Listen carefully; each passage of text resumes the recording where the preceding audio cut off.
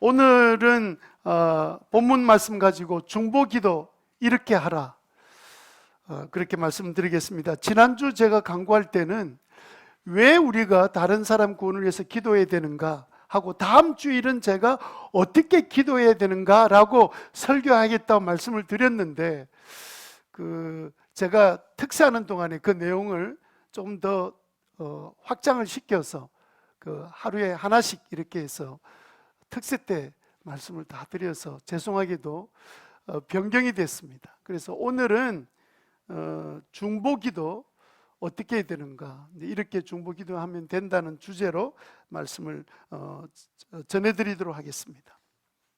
이제 아시안 게임이 다 끝났습니다. 지난주는 수영 이야기 했으니까 오늘은 축구 같은 우리 인생 축구 이야기를 좀 해야 될 것 같습니다. 이번 축구 경기 뭐 다 찾아가며 보고 이럴 건 아닌데, 뉴스를 통해서 이렇게 보면서 한 가지 놀랬던 거는 뭐냐면, 선수들의 기량도 많이 좋아졌어요.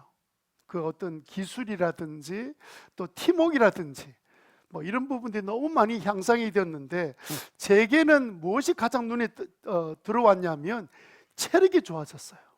기초 체력에.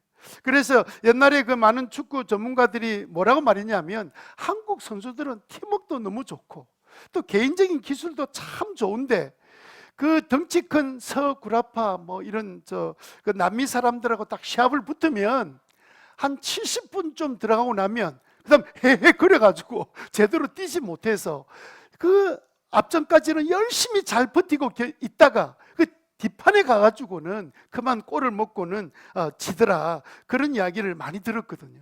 그런데 이번에 보니까 뭐 90분 뛰고 난 다음에도 끄떡도 안 해요. 그동안 기초훈련을 많이 시켰던 그 때문에 너무 체력들이 좋아져서 뭐 끝까지 달려도 어느 정도는 계속 달릴 수 있을 것 같아 느낌이 들 정도로, 제가 볼 때는 기초 체력이 너무 좋아졌다, 그런 걸 좀 느낄 수 있었습니다. 모든 운동이 다 그렇습니다. 여러분, 모든 운동에 기술만 가지고 되는 게 아니고요, 아무리 기술이 좋아도 기초 체력이 약하면 뒤에는 다 나자빠지게 되어 있습니다. 이번에 그 탁구 선수들 보세요. 그 얼마나 하루에 그 기초 체력을 위해서 연습하는지 모릅니다. 농구도 마찬가지예요. 야구도 마찬가지입니다. 심지어는요, 바둑을 두는 고수들이 있잖아요. 바둑대에 나가는 사람 얼마나 운동 많이 하는 줄 아세요? 그게요, 체력이 뒷받침 안 되면 그 나중에는 그 시간이 길어지면 길어질수록 정신력이 약해져요. 감당이 안 되는 거예요. 그래서 예배 시간에도 보면 설교 좀 길어지면 기초 체력이 약해가지고 퍽퍽 쓰러지는 사람들이 보여요. 체력이 좀 안 좋은 거예요. 그러니까 여러분들이 기초 체력이 좋아야만이 뭐든지 할 수 있다. 신앙생활도 기초 체력이 좋은 사람은 훨씬 더 신앙생활하기 좋아요. 왜냐하면 끝까지 버티고 기도할 수 있는데, 이게 기초 체력이 약하면 정말 힘들어지게 되는 겁니다. 신앙생활도 똑같아요. 운동선수에게 기초 체력이 우리 신앙생활에는 무엇에 해당이 될까요? 그것은요, 기도에 해당이 돼요. 우리의 영적 기초 체력은 바로 기도다.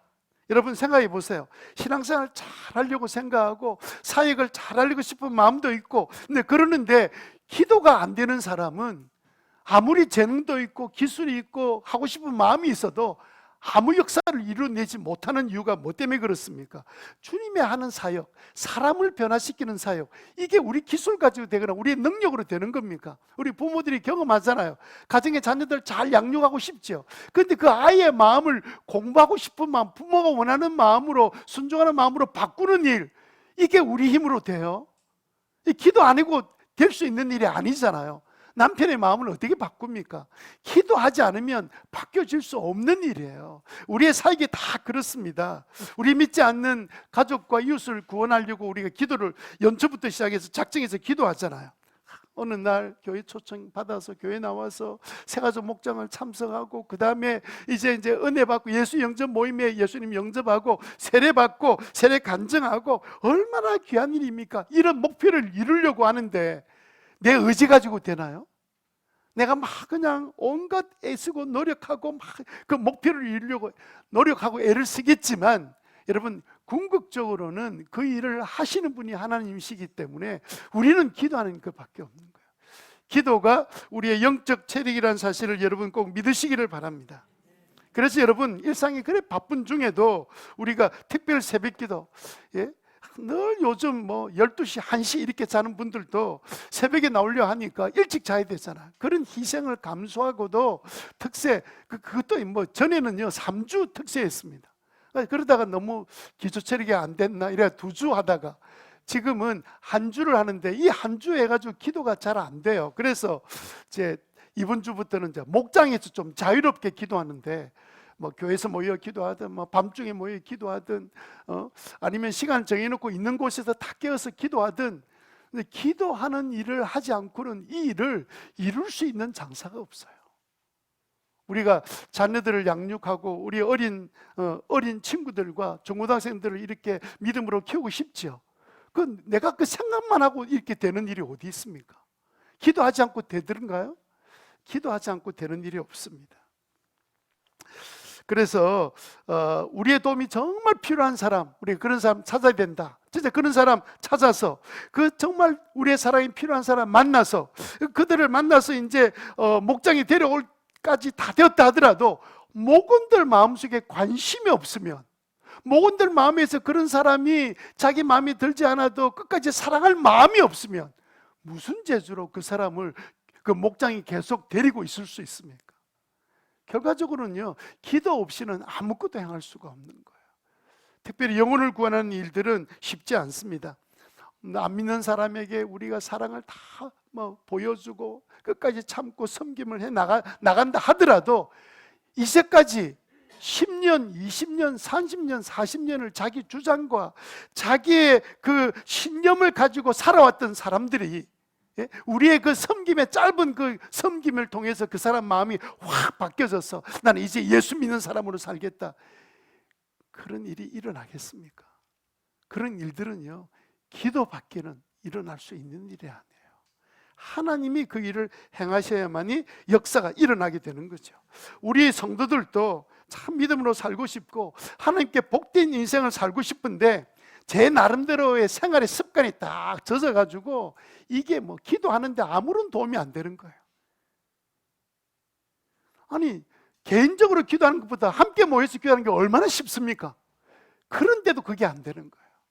여러분, 이게 그냥 뭐 사람들이 밀어붙이고 막 잡아당기고 막 그냥 한번 해보자, 의사 첫날은 할 수 있어요. 근데 그게 계속 기도하는 것이 그렇게 만만하게 되는 것이 아닙니다. 그래서 여러분, 우리가 하고자 하는 주님의 사역을 한번 보세요. 하나하나 모든 사역을 보면 기도 안 하고 되는 사역이 어디 있습니까? 그런 사역은 주님의 사역이 아니에요. 우리 힘으로 할 것 같으면. 그래서 여러분, 오늘은요, 우리가 정말 다른 사람을 위해서, 그 영혼을 구원하기 위해서, 우리 가족들의 변화를 위해서, 우리 사랑하는 자녀들이 더 성숙한 정말 아름다운 인생의 삶을 살도록 하기 위해서 우리가 중보기도를 해야 되는데, 그러면 중보기도 어떻게 해야 되는지 함께 오늘 말씀을 통해서 살펴보도록 하겠습니다. 자, 여러분, 우리가 딱 예수 믿고 나면 딱 우리 마음에 갑자기 드는 생각이 뭐냐면, 내가 좀 더 다른 사람에게 사랑으로 대해야 되겠다 하는 그런 마음이 생겨요. 이런 이상한 부담감이 우리 마음에 생깁니다. 왜냐하면 성령님이 우리 마음속에 들어오셔서 그 하나님이 우리에게 주시는 마음이기 때문에 그래요. 이전에 그런 마음이 없어요. 오직 나만 챙기고 나만 어떻게 잘 살면 돼, 이런 마음밖에 없었는데, 예수님 영접하고 내가 믿음의 길을 살아가려고 발걸음을 디디기 시작하면 그때부터는요, 내 마음에 다른 사람에 대한 부담감이 우리 마음에 생기는 거예요. 어떻게 하면 내가 좀 더 참고, 어떻게 하면 내가 좀 더 사랑하고, 조금 어떻게 하면 남을 좀 도와줄 수 있을까, 이렇게 마음이 들어요. 그런데 정작 해보려고 하면 잘 안 되는 거예요. 마음이 부담감이 있어서 직접 해보려고 하는데 해보려고 하면 잘 안 되는 거예요. 무력감이 막 느껴지는 거예요. 여러분, 저는 목사잖아요. 우리 성도들 만나서 힘들고 어려운 이야기를 가끔 들을 때가 있습니다. 다 이야기를 듣다 보면 그 말하는 성도님이, 목사님 저 어떻게 하면 좋겠어요? 근데 사실 제 입에서 나오는 말은요, 글쎄요, 제가 뭐 어떻게 해야 될지 전혀 모르겠습니다. 말하기가 굉장히 부담스러워 속으로 이제 그렇게 말하기도 합니다만은 어떻게 제가 도울 수 있는 길이 없는 거예요. 경제적으로 어려움을 겪는 사람들, 주위에서 질병으로 고생하는 분들, 한 번 수술로 모든 것이 다 그냥 끝이 난다 그러면 얼마나 좋습니까? 그런데 어떤 분들은요, 고통을 당하고 머리가 깨어질 처리 아프고 잠도 잘 수도 없고 너무너무 고통스러워서 병원에 가서 이제 검사를 받고 이런 온갖 검사를 다 받는데 결과가 뭐냐면 별 증상이 원인이 발견되지 않았습니다. 이러면 사람 미칩니다. 자기 현상으로 너무너무 힘든데 그 의사 선생님이 하시는 말씀은 특별한 증상이 나타내 보이지 않는다는 거예요. 본인은 죽을 지경인데. 근데 그런 분들을 우리가 만나서 기도 요청을 받으면 우리가 도움을 줄 게 아무것도 없잖아요. 다음 주일에 우리가 VF 초청한다 이제 잔치를 하고 계속해서 광고하고 기도하자 막 이러는데 마음이야. 어쨌든 내 안 믿는 가족들이 좀 예수 믿었으면 좋겠고 나는 친구들이 좀 교회 나왔으면 좋겠고 이런 꿈들이 다 있고 바람이 간절히 있죠. 그런데 실제로 이걸 실천으로 옮기려고 하면 이게 내 마음대로 되나요? 오라면 옵니까? 가자 하면 갑니까? 얼마나 힘들고 어렵다는 사실을 다 부딪히면서 와, 내가 진짜 무력하네. 아무것도 해줄 것도 없고 할 수 있는 일이 없구나. 이런 생각들이 막 느껴지는 거죠. 그럼 우리 기독교인들은 맨날 마음에 그 부담은 갖고 있는데 실제로 해보려면 아무것도 할 수 없는 그런 사실을 느끼면서 무력감에 빠져만 이렇게 살아야 되는 겁니까? 우리가 할 수 있는 것은 없습니까? 할 수 있는 것이 있어요. 오늘 본문이 우리들에게 그 이야기하고 있습니다. 그게 뭐냐면 중보기도입니다. 중보기도 우리가 할 수 있습니다. 여러분, 이게 철진한 선분기 얘기 있습니다. 선분기가 이웃이라 생각해 봅시다. 제 이웃입니다. 너무 지금 필요한 것이 많고 어려움이 많이 있습니다. 그래서 뭔가 도움이 필요합니다. 그래서 도와줄 이웃이 내 눈에 들어왔습니다. 나는 그 사실을 알고 있습니다. 근데 내 눈으로 도무지 도와줄 수가 없습니다. 이 강단을 하나님이라고 생각해 보세요.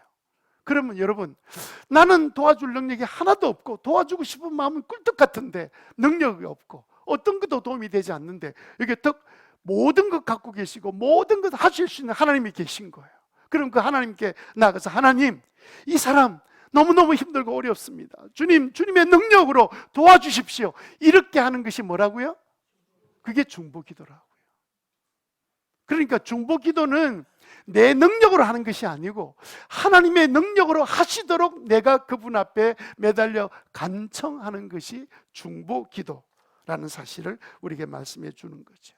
그래서 중보기도는 일종의 사랑의 삼각관계입니다. 나, 이웃, 하나님 사이 삼각관계 속에서 내가 할 수 없으나 나의 간절한 마음을, 이 도와주고 싶은 마음을 하나님께 아뢰어서 하나님이 직접 그분의 능력으로 행할 수 있도록 하도록 만들어주는 것이 다른 것이 아니라 중보기도다.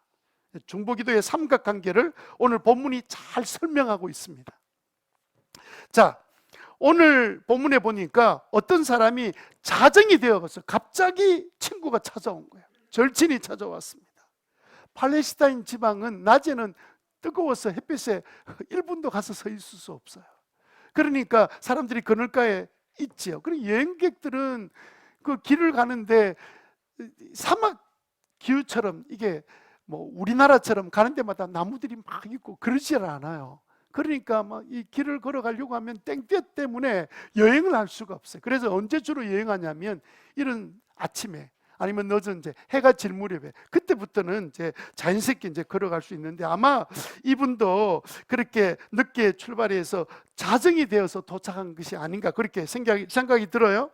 이 친구가 딱 들어닥쳤는데 아무것도 못 먹고 들어온 거예요. 집에는 먹을 것이 없습니다. 그 당시에 가난한 사람들은요, 그때 밀가루 반죽 해가지고 그냥 돌판에다가 구워서 밀가루 여러분 요즘 하는 그 밀가루만 반죽한 그거 구워서 그래가지고 먹는데, 가난한 사람이 몇 끼 때마다 그렇게 먹는데 준비된 음식이 어디 있어요? 밤 12시에 자정이 돼가지고. 그래 보니까 자기가 바로 동네에 여유 있는 집안이 있거든. 그 집에 가면 항상 먹을 것이 이렇게 소쿠리에 담겨져 있어가지고 빵들을 구워도 항상 많이 구워 놓고, 그래 그 친구가 생각나가지고 그 집에 찾아갔습니다. 그리고 문을 두드렸습니다. 여보게 빵 3개만 빌려주게. 왜 10개가 아니고 3개일까요? 왜 3개만 말했을까요? 아마 3개 말한 거 보니까 장정 한 사람이 3개 정도 먹으면 요기가 되는 것 같아요. 그래서 3개 좀 달라고 이렇게 요청합니다. 친구가 왔는데 내어놓을 것이 우리 집에 없어. 친구가 좀 이제 먹을 거 좀 주게. 이렇게 해서 빵 3개 이야기 나왔는데 7절 한번 보세요. 옆집의 친구 이렇게 말합니다. 7절에 그 사람이 안에서 대답하기를 나를 괴롭히지 말게. 문은 닫혔고 아이들은 지금 잠자리에 누워있네. 내가 지금 일어나서 자네 청을 들어줄 수 없네. 여러분 좀 가혹하게 들릴지 몰라도 이렇게 말할 수 있는 상황이 그 당시의 상황이었습니다. 왜냐면요, 그 당시에는 팔레스타인 사람들의 집들이 전부 다 원 베드룸으로 돼 있어요. 그러니까 방 한 칸에 사는 거예요. 방 한 칸에. 방 한 칸에 사는데 방 구조가 보면 조금 이제 좀 안쪽에 좀 이렇게 조금 높은 곳에는 거기에는 이제 예를 들어 우리야 뭐 좋은 말로 카펫이지만 그 사람들은 뭐 거죽 같은 것을 거기에 놓고 거기서 아이들 이제 엄마 아버지 뭐 이렇게 들어 누워서 온 식구들이 들어 누워 자게 되고, 이 문 가까운 쪽에는 좀 낮은 자리에 거기서 이제 음식을 만들어 먹고 아니면 이제 개도 거기서 이제 닭이나 개가 있으면 거기에서 이제 치는 그런 구조로 원베드룸으로 돼 있어요. 그러니까 만약에 일어나가지고 뭔가 불을 켜서 보려고 하면 온 집안 식구들이 다 일어나야 되고, 게다가 칭얼거리는 아이를 겨우 잠재웠다고 생각해 보세요. 밖에서 계속 문을 두드리고 막 사람이 들락날락거리고 아이가 깨버리면 그 보통 엄마들이 힘들지 않잖아요. 그래서 여보게 괴롭히지 말게. 우리는 지금 다 쓰러져서 지금 자고 있는데 자네 청을 들어주려면 다 일어나서 불도 켜고 이래야 되는데 이렇게 하기가 어렵지 않냐, 이렇게 거절하게 된 거죠. 그런데 오늘 성경은 다시 한번 보실래요? 7절에 뭐라고 되어 있냐면 이렇게 되어 있습니다. 뭐라고 되어 있습니까? 내가 지금 일어나서 자네 청을 들어줄 수 없네 하겠느냐, 이렇게 의문이 들어있죠. 그렇게 하겠느냐 이렇게 되어 있는데 이게 표현이 조금은 앞뒤 문맥이 좀 잘 맞지가 않습니다. 그래서 여러분 우리 표준 세번역에는 하겠느냐 이렇게 되어 있는데 공동 번역에 보면 이걸 어떻게 번역했냐면 일어나 줄 수 없네 하고 거절할 것이다 이렇게 되어 있어요.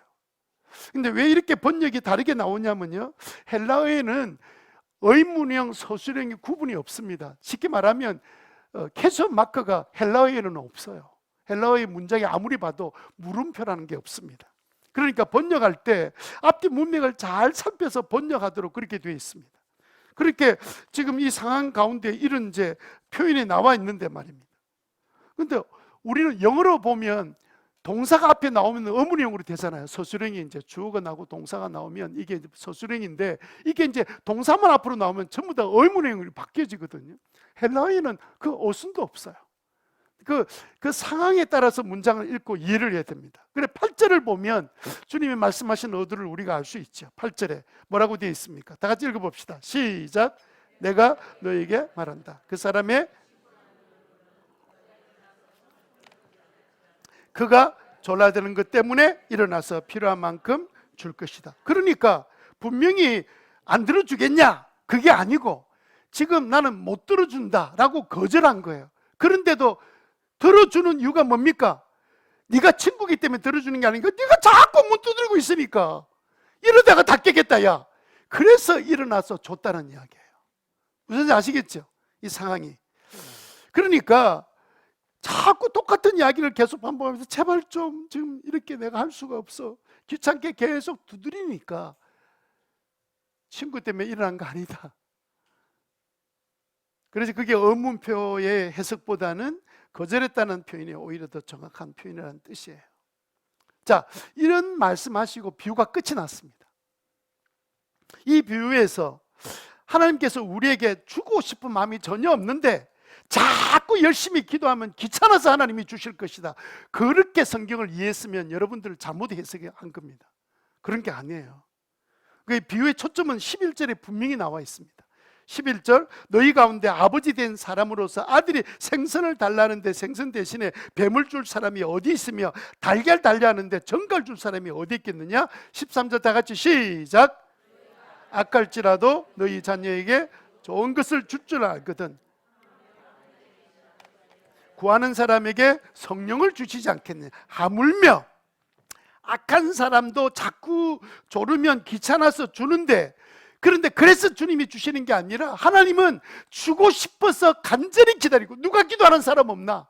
내가 좀 들어줄 텐데 누가 기도하는 사람 없나? 이러고 막 주고 싶어서 그냥 축복해 주기를 간절히 원하는 그 하나님이 우리 아버지가 되시는데, 그냥 너희들이 기도하면 응답해 주시지 않겠냐? 응답이 없는 게 더 이상하지. 응답을 없었다는 이야기는 성경 전체 흐르는 흐름이 뭐냐면 구하지 않았기 때문이다, 이렇게 말하는 걸 보면 기도 안 하니까 받지 못하는 거지. 그 이야기 계속하고 있잖아요. 그래서 이 비유에서 우리에게 중보 기도를 잘하려면 어떻게 해야 되냐 하는 힌트를 우리에게 힌트를 준다는 말은 오늘 본문 읽어도 중보 기도를 이렇게 하라는 교훈이 없어요. 그럼에도 불구하고 오늘 이 스토리가 우리들에게 중보기도의 가장 중요한 원리들을 설명하고 있기 때문에 우리가 중보기도 잘하려면 어떻게 해야 되는가 이제 같이 살펴보도록 그렇게 하겠습니다. 첫 번째로요, 우리 중보기도를 잘하려면 첫 번째, 기도하면 들어주신다는 확신이 있어야 됩니다. 기도하면 들어주신다는 뭐가 있어야 된다고요? 확신이 있어야 돼요. 9절 보세요. 내가 너에게 말한다. 구하여라. 그리하면 너에게 주실 것이다. 찾으라. 그러면 찾을 것이다. 문을 두드리라. 그러면 너에게 열릴 것이다. 그 다음 10절 다 같이 시작. 구하는 사람마다 받을 것이요, 찾는 사람마다 찾을 것이요, 문을 두드리는 사람에게 열어주실 것이다. 이거는요, 반드시 하나님께서 주신다. 그걸 확실해라. 그 믿으라는 뜻이에요. 우리가 중보기도를 잘 하려면 내 기도가 응답되어 나의 이웃들에게 도움이 되고 그 영혼이 구원받는 역사가 일어나게 하려면 이 확신을 가지고 기도하는 사람 되라, 이 뜻입니다. 아, 그냥 이렇게 되면 좋겠어요, 또 이렇게 해주시면 좋겠어요. 그건 기도 아닙니다. 여기서 말하는 기도가 아니에요. 그는 그냥 내가 뭐 이러면 좋겠어 하고 자기 소원을 이야기하는 것 뿐입니다.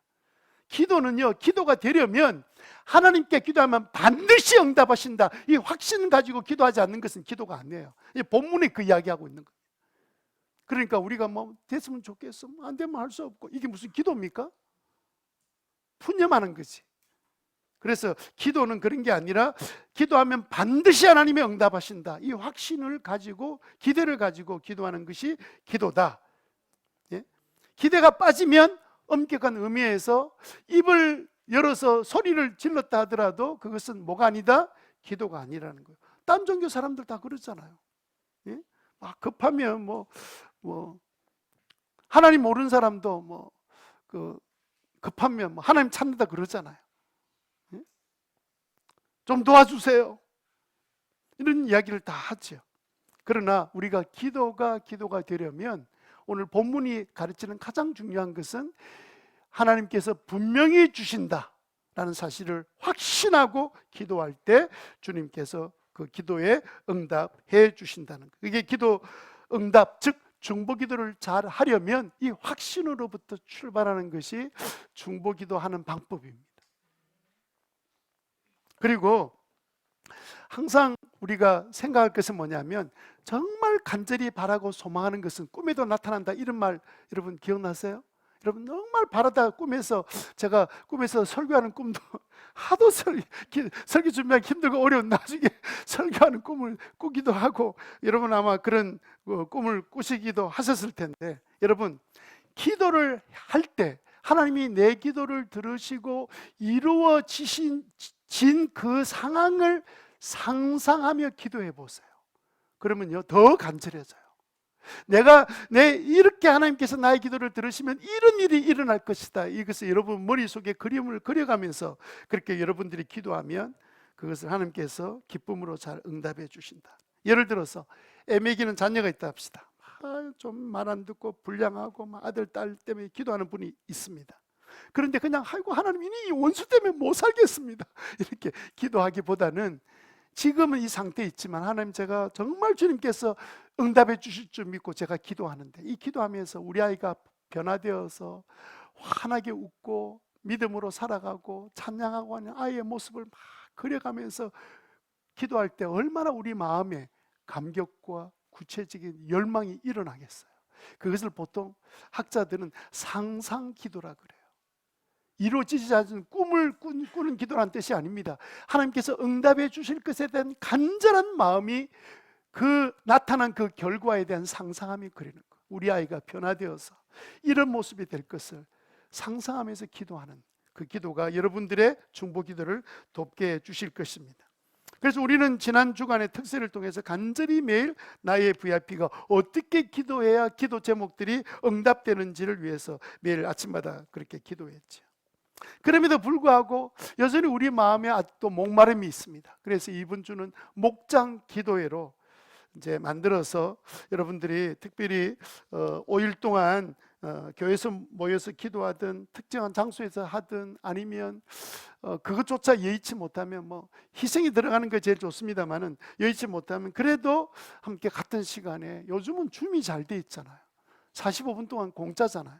어쨌든 그 시간 정해놓고 서로 얼굴 보면서 간절히 기도 제목 내어놓고 같이 기도하고, 여러분 우리의 VIP가 교회 자리에 앉아서 예배드리고 있는 정말 간절히 주님을 바라보고 찬양하고 있는 모습을 그려가면서 우리 믿지 않는 가족들이 예배드리는 모습을 상상하면서 기도하는 은혜가 있게 되기를 바랍니다. 두 번째, 우리가 중보기도를 잘하려면 두 번째는요, 상대방의 문제를 내 문제로 삼아야 돼요. 상대방의 문제를 내 문제로 삼는다. 시작. 이 본문에 보면 친구 집에 와서 문 두드린 이 사람 보세요. 지가 배고픕니까? 아니, 지금 문 두드린 사람 자기가 배고파요? 지 사람은 자기가 지금 빵이 필요합니까? 그런데도 불구하고 지금 문을 계속 두드리면서 안 된다, 우리 지금 다 지금 쓰러져 자고 있다. 그런데도 또 두드려 제발 좀 빵 3개만 이렇게 계속 이야기하는데, 아니 자기가 필요합니까? 필요는 누가 필요한 거예요? 친구가 필요하잖아요. 그래서 여러분 중보기도를 잘하려면요, 어떤 분이 그 문제를 가지고 계속 기도할 때 그분의 문제가 내 문제로 삼아지기 시작하면 그때는 중보기도가 달라지기 시작합니다. 처음에는 남을 위해서 기도하는 거예요. 그런데 이 문제가 가만히 보니까 내 문제처럼 느껴져서 그래 간절히 기도할 때 그때 절박함이 생겨요. 절박감이 생겨요. 간절함이 생겨요. 그렇게 기도할 때 함께 놀라운 은혜를 베풀어 주시는 거예요. 신년 가족 기도 제목을 올해는 받지 않았습니다. 연초에 특세하면서 그냥 그 기도 제목 가지고 한동안 제가 계속 기도했었는데, 신년 가족 기도 제목 쓰라 그러면 자꾸 여러 가지를 써요. 뭐가 되게 해주세요, 뭐가 되게 해주세요 이러면요, 제가 기도할 때 그게 간절함이 생기지 않아요. 한 가지를 적더라도 구체적으로 상황을 적으면 자꾸 구체적인 상황을 위해서 기도하다 보면 그 상황 속에 내가 뛰어 들어가기 쉬워지게 돼요. 그럼 거기서 간절함이 나오는 거거든요. 그래서 여러분, 남을 위해 기도한다는 것은 굉장히 힘든 일입니다. 목원들의 기도를 가지고 목자 목녀들이 간절히 기도하면 기도할수록요, 어떤 큰 일을 처린 것처럼 기도를 간절히 하고 나면 좀 피곤을 느끼는 일들을 경험하신 분도 계실 거예요. 왜냐하면요, 그 문제를 위해서 기도했는데 사실은 그 목원의 그 기도가 마치 내 기도처럼 간절히 기도되는 순간에 이제는 하나님, 이게 그 친구의 문제가 아니고 제 문제입니다. 제가 그 문제 해결이 안 되면 제가 너무 힘들고 답답합니다. 그럴 때 중보기도를 잘할 수 있게 되는 거예요. 여러분, 동시에 여러분 어떤 분에게는 남의 문제가 내 문제처럼 느껴올 때가 있습니다. 그죠? 막 기도하는데 갑자기 그 사람 문제가 대수롭게 여겨지는 게 아니라 아주 그냥 내 문제처럼 막 다가올 때는요, 하나님이 너 그 사람 위해서 기도하라고 주님께서 지금 기도하라는, 중보기도하는 지시를 내리신 거예요. 여러분, 어떤 분이 직장을 잃었는데 다른 사람 아이고 안 됐다, 어쩌노, 이제 이렇게 하는데, 어떤 사람은요 갑자기 자기가 직장 잃은 것처럼 숨이 탁탁 막히고, 우리 아이가 직장 잃어본 것처럼 답답하게 느껴지면서, 이거 이 사람 저 사람 저 앞으로 지금 집안이 어려움도 많은데 어떻게 살지, 큰일 났다. 이게 집에 온데도 안 사라지는 거예요. 자기 마음이 계속 부담감으로 자꾸 찾아오는 거예요. 그때는요, 하나님이 너 그 사람에 의해서 중보 기도하라는 뜻이야, 이렇게 알려주신 거예요. 왜요? 그 문제가 이제는 네 문제로 여기고 기도하라는 뜻이에요. 이런 마음이 어디서 생겼을까요? 이런 마음이요, 하나님께서 우리에게 주신 마음이죠. 하나님 마음이죠. 우리 원래 그런 마음이 어디 있습니까, 우리한테. 그런데 하나님께서 자녀인 우리들에게 그런 마음을 갖고 계신 것처럼 어느 날 힘들고 어려운 모군들을 향해 믿지 않는 영혼들을 바라보며 기도하는 가운데 나의 과거의 처지가 그대로 연상이 되고 느껴지고 기억이 나고, 이럴 때는 주님께서 너 기도해라 라는 부르심인 줄 알고 내 문제로 기도하기 시작할 때 절박감이 일어나고, 기도하지 마라 그래도 저절로 기도가 돼요.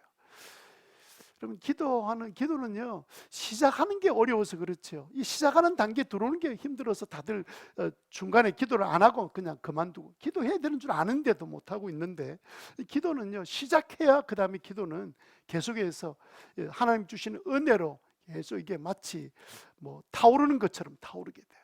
처음에 뭐 나무불 피우려 그러면 막 부 불고 막 부채질하고 온갖 짓하고 막 그냥 그 연기를 마시고 막 이러지만, 어느 순간에 불이 확 타오르는 순간이 되고 나면 그때는 부채질 할 필요가 있어요, 없어요? 없죠. 그냥 그때는 그 불을 즐기면 돼요. 나중에 기도를 즐기는 자리에 들어가는 은혜를 여러분 누리게 되시기를 바랍니다. 세 번째, 우리가 중보기도를 잘하기 위해서는 뭘 해야 되느냐?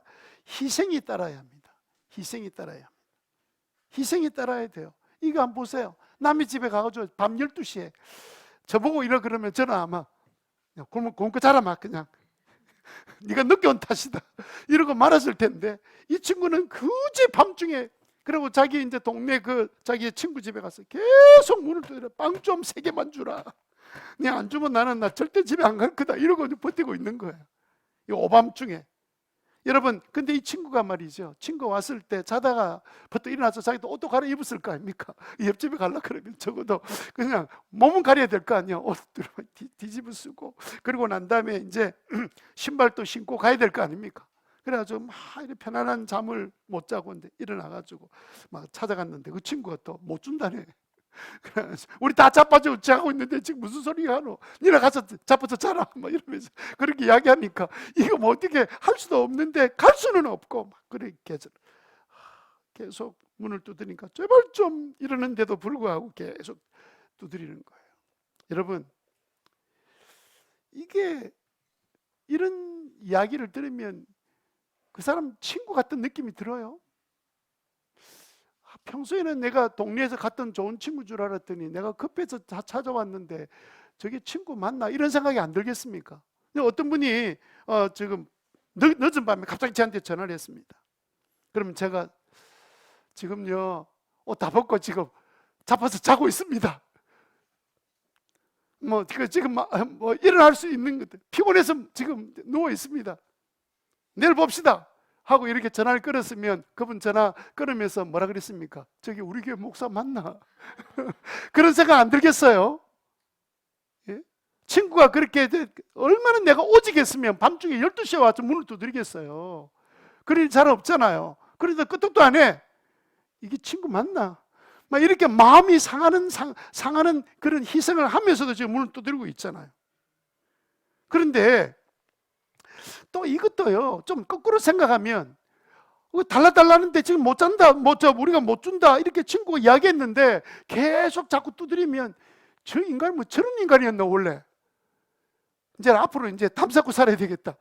잘못하면 친구 잃어버릴 수도 있잖아요. 난 저렇게 무례한 줄 몰랐는데 밤중에 와가지고 문 두드리는 것도 기가 차지만, 또 안 된다 그러는데 계속해서 문을 두드리고 있는 저 인간 내가 다시는 보는가 봐라. 잘못하면 또 친구 잃어버릴 가능성이 있다. 멀리서 온 친구 때문에 가까운 친구 잃어버릴 그런 위험이 있음에도 불구하고 자기의 명예와 자존심을 다 희생하고 문을 두드리잖아요. 제발 3개만 주게. 저 친구 너무 먼 길에 와서 배고파서 오늘 자면 잠을 못 잘 거야. 우리가 여러분 하나님의 기적을 체험하고 싶다 하면서도 우리가 그 놀라운 그 이웃에 대한 간절한 마음으로 기도할 때 우리가 희생이 없이 기도한다? 기도할 시간이 돼서, 기도할 만한 환경이 좋아져서 여유가 있고 시간이 있으니까 나 이때 좀 기도하겠다, 그게 간절함이 생기겠습니까? 그게 진짜 주님 들으시는 희생 있는 기도를 할 수 있을까요? 시간 내야죠. 여러분 진짜 어떤 의미에서 여러분 진짜 가족이 막 밤중에라도 무슨 일이 생겨가지고 병원이라도 데려간다 그러면 그때 기도가 안 되겠습니까? 아이고 밤중에 왜 그렇게 합니까? 알아서 119 불러서 가세요. 그렇게 하는 사람이 어디 있어요? 너무 바빠서 나는 못한다. 그러면 새벽 기도 왜 합니까? 새벽에 낮에 바쁘니까 새벽에 나오라는 거예요. 아 그럼 어떻게 잠 좀 줄이면 되지. 그래봐야 뭐 30분 예배 드리는데. 네, 그러니까 여러분 무슨 이야기 하고 싶으냐면, 여러분 나중에 사람을, 내가 평생 데리고 살 사람을 선택할 때도요, 지혜로운 사람은 진짜 이 사람에게 조금 무리한 부탁을 해서 그 사람이 그럼에도 불구하고 자기는 그 능력에 벗어난 일인데도 불구하고 해주려고 애쓰는 모습이, 희생하는 모습이 있으면 그 사람 믿어도 괜찮아요. 막 선물 받을 때는 웃고 난리 막 이러다가 아주 중요한 문제에 좀 이렇게 좀 도움을 구하니까, 오빠 나보고 뭐 하라는 말이고. 그 사람 그런 여자 데리고 살면 이제 죽으라고 고생합니다, 평생. 그렇지 않습니까? 희생할 줄 모르는 애를 키워가지고 나중에 뭐 하겠습니까? 우리는 기도하면 하나님이 반드시 들어주신다는 것 우리가 기억하고, 그리고 상대방을 위해서 기도하는 그 마음에 나의 문제로 느껴지기 시작하는 그 순간에, 그리고 희생이 들어갈 때, 그때 하나님께서 놀랍게도 중보 기도의 능력과 은혜를 우리로 하여금 체험하게 만들어 주시는 거죠. 여러분 중보 기도의 은혜를 체험한 사람은 기도하지 말아도 기도하고 있습니다. 누가 뭐 기도하라 그럽니까? 목사도요, 기도 뭐 해라 이렇게 말 못해요. 그럼 목사님 뭐 내 사정을 알기나 하나? 나 이것도 하고 저것도 했는데 뭐 기도까지 와서 하라고. 주일날 교회도 나가고 목자 모임도 나가는데 그럴까 싶어서 부탁도 못해요. 그런데 중보 기도하는 사람은요, 알아서 나와서 기도하는 거예요. 제가 이야기해서 나와서 기도하는 사람 아닙니다. 그래서 여러분 목장 특별 기도회 이렇게 하면 좀 시간을 희생해서라도 여러분들 시간을 들여 희생할 때 능력이 나타난다. 중보 기도의 능력을 믿으시기 바랍니다. 희생의 능력을 믿게 되시기를 바랍니다. 중보 기도 잘하려면 마지막 네 번째로는요, 끈기가 있어야 됩니다. 끈기. 오늘 이야기의 초점은 끈기에 있습니다. 예수님 뭐라고 말씀하십니까?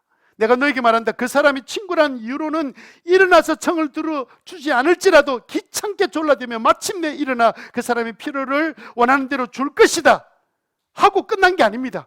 그거는 보통 이제 일반 사람에 대한 이야기를 하면서 내가 너에게 말한다. 구하라 주실 것이고, 찾으라 찾을 것이고, 문을 두드려라 너에게 열릴 것이다 이렇게 말씀하죠. 그때 동사가 계속 반복되는 겁니다. 표현이 다르지.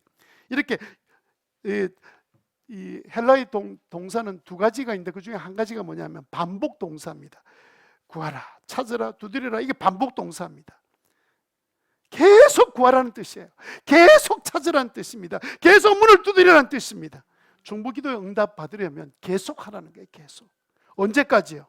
언제까지 하면 되겠습니까? 그래서 제가 그 언제까지 해야 될지 몇 가지만 예시를 들려드리고 이제 말씀을 맺겠습니다. 언제까지 그러면 중보 기도해야 됩니까? 죽을 때까지 하란 말입니까? 아닙니다. 네, 중보 기도하다가 그만둘 때가 있습니다. 첫 번째는요, 하나님 응답 주셨을 때는 더 이상 그 기도 할 필요 없습니다. 어떤 분은요, 기도가 이게 어릴 때부터 자녀 키우는 습관이 돼가지고 학교 다닐 때 하나님 우리 아이 공부 잘하게 해주세요, 공부 잘하게 해주세요. 애가 대학 졸업했는데 하나님 기도하다가 하나님 우리 아이 공부 잘하게 해주세요. 그 세상 사람들은 공부는요, 그 고스톱 치는 겁니다. 공부 잘하게 해주세요. 아니 학교 졸업했는데 또 무슨 공부를 또 잘해야 돼? 습관적으로 아무 생각 없이 기도할 필요가 전혀 없는 거죠.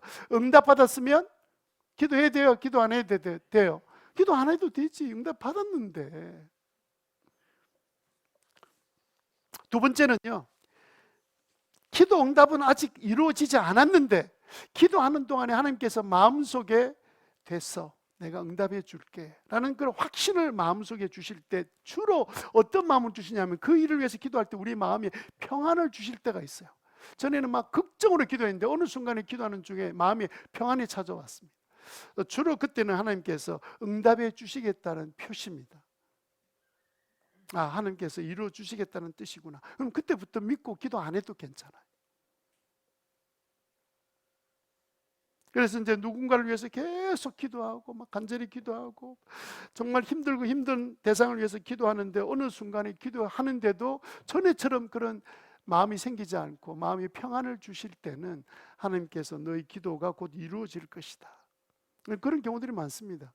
멀리 떨어져 있는 가족을 계속 기도했는데 어느 순간에 마음이 평안이 찾아와서 확인해 봤더니 이웃 사람이 데려가서 교회 다니면서 예수 믿기로 작정하고 예수 믿고 있는 거예요. 하나님께서 우리에게 그렇게 마음을 주실 때는 중보기도 그만두셔도 괜찮습니다. 세 번째는요, 하나님이 노하실 때는 더 이상 중보기도 안 하셔도 됩니다. 노하실 때가 있습니다. 어떤 자매가 어떤 교회 안에 있는 남자 형제를 두고 마음을 두고 계속 기도했습니다. 하나님, 저 형제와 결혼하게 해주세요, 결혼하게 해주세요 막 기도하고 있는데 어느 날 그 형제가 다른 자매하고 약혼을 했대요. 그런데도 계속 저놈의 형제를 주세요 주세요. 그러면 뭐 하자는 말입니까? 예? 파혼시켜가지고 뭐 데리고 사겠다는 뜻입니까? 그런데 하나님께서 노했으면 그때는 기도 안 하셔도 괜찮아. 그러니까 너 그렇게 더 이상 기도 안 해도 괜찮아. 우리 모든 기도에 주님께서 다 예스로 대답하시기도 하시지만 노라고 대답할 때도 있습니다. 때가 맞지 않기 때문에. 그래서 여러분 그런 부분의 기도를 여러분들이 중단하셔도 괜찮습니다. 제 선배 목사님 중에 한 분이 친구의 부친이 갑자기 몸이 많이 안 좋아지셔서 병원에 입원했다는 소식을 듣고는 이제 병원에 병문안을 갔습니다. 워낙 가까운 친구니까 찾아가서 보니까 이분이 막 소화가 잘 안 된다 이런데 그냥 막 소화제 먹고 막 참고 이러다가 위암이 됐는데 늦게 발견이 된 거예요. 그래가지고 막 집안 온 식구들이 모여서 계속 하나님 낫게 해주세요 막 기도하고 이러는데 이제 선배 목사님 걱정이 된 거예요. 이제 가만히 이제 보고 이야기를 듣고 이제 기도하고 이런 가운데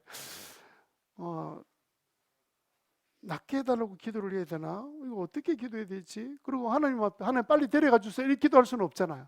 그래서 이제 마음은 기도한 가운데 마음에 낫게 해달라고 기도하면 낫겠다는 이런 마음의 확신이 생기기보다는 자꾸 이제 좀 머뭇거리게 되어서 이제 그 친구의 부친에게 이제 여쭤본 거예요. 그럴 때 물어보는 것도 도움이 되기도 합니다. 그래서 아버님, 제가 어떻게 기도해 드리면 될까요? 이제 목사가 된 걸 알고 계시니까 아버님, 제가 좀 기도해 드리고 싶은데 어떻게 기도해 드리면 좋을까요? 이랬더니 그 부친이 하신 말씀이 나 예수님 영접했고 나 천국 갈 준비가 그래도 부족하지만 다 나는 준비가 좀 됐다고 생각해. 나에게 낫도록 기도하기보다는 깨끗하게 고통 없이 하나님의 은혜 가운데 부름 받도록 기도해 주게. 그렇게 말씀하시더라고요. 그래서 그 말이 너무 마음에 기쁨이 되어서 돌아와서 열심히 기도했는데 정말 온 가족이 다 모여있는 자리에 그날 그분이 소천을 하시는데 더 놀라운 것은 뭐냐면 형제간에 보이지 않게 삐그덕거렸던 불편한 감정들이 있었는데 그런 모든 아버지 장례를 통해서 관계가 확 변화되어서 기쁜 가정으로 바뀌어졌다는 그 이야기를 들으면서 이야기를 하셨습니다. 여러분, 우리는요 기도에서 응답받는 게 우와 이게 아니고 기도 응답받는 건 당연한 일이고 기도 응답 못 받았다 이러면 참 신기하다, 왜 기도 응답을 못 받았을까, 이렇게 보는 게 정확한 거예요. 왜냐하면 하나님은 어떤 분이에요? 하물며 하늘에 계신 내 아버지께서는 우리 기도를 듣고 싶어 하시고 들으면 다 응답해 주기 원하시고 우리를 축복해 주기를 원하시는 분이기 때문에 우리는 우리 기도를 들으시기를 원하시는데 문제는 우리가 기도를 안 하고 있는 게 문제죠. 우리가 하나님 앞에 중보하는 기도, 이렇게 기도하는 삶을 통해서 사랑의 삼각관계, 이루어진다는 것을 믿고 여러분들이 기도할 때 정말 간절하게 정말 내 문제처럼 생각하고 간절히 기도하는 중에 놀라운 은혜를 베풀어 주실 줄로 믿습니다. 이번 수요일은 성령 체험을 위한 기도인데, 성령 체험한다는 말은 뭐냐면 내가 기도해서 응답받았다는 사실을 내가 기도함으로써 내가 하나님께서 나에게 하고 싶은 말씀이나 은혜를 경험하도록 하기 위한 것이 성령 체험을 위한 기도입니다. 그래서 여러분들이 나의 기도 제목 한 가지, 필요한 기도 제목 한 가지 가져오시고 그 다음 VIP를 위한 기도를 할 텐데 30분 기도하는 가운데 성령이 역사하고 계신다는 것을 체험할 수 있도록, 여러분의 육체 질병으로 고통당하는 분이 있으면 이럴 때 기도하는 게 필요해요.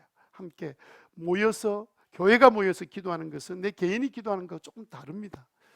성령의 강력한 역사를 체험하기 위해서 기도의 자리에 나오시고, 부끄럽게 생각하지 마시고, 기도하러 나오는 것은 축복된 일입니다. 그래서 중보기도의 파워, 그 능력, 여러분 믿으시고 하나님께서 약속하신 것이 무엇인지를 생각하고 기도하는 자리에 나와서 기도하는 저와 여러분 되시기를 주님 이름으로 부탁드립니다.